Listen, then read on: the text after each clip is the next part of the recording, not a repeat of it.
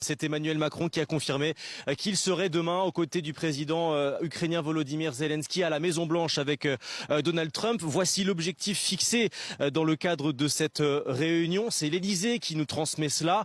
Poursuivre le travail de coordination entre les Européens et les États-Unis dans le but de parvenir à une paix juste et durable qui préserve les intérêts vitaux de l'Ukraine et la sécurité de l'Europe. Voilà donc les termes que l'on trouve dans le communiqué de l'Élysée. On le rappelle, c'est déjà une journée très internationale pour Emmanuel Macron qui va co-présider à partir de 15 h en visioconférence depuis le fort de Brégançon une réunion de la coalition des volontaires. Vous savez, la coalition des volontaires, ce sont ces pays qui soutiennent Volodymyr Zelensky, qui soutiennent l'Ukraine. Il y a principalement des pays de l'Union européenne, mais aussi des pays comme l'Australie ou encore le Canada. Beaucoup de sujets autour de la table aujourd'hui, à la veille de cette rencontre donc Trump-Zelensky en présence de plusieurs leaders européens. Un diplomate français proche d'Emmanuel Macron avait la sensation hier soir que Trump voulait aller vite, qu'il voulait obtenir un deal rapidement entre la Russie et l'Ukraine. Et donc à la veille de cette rencontre, l'objectif pour les Européens,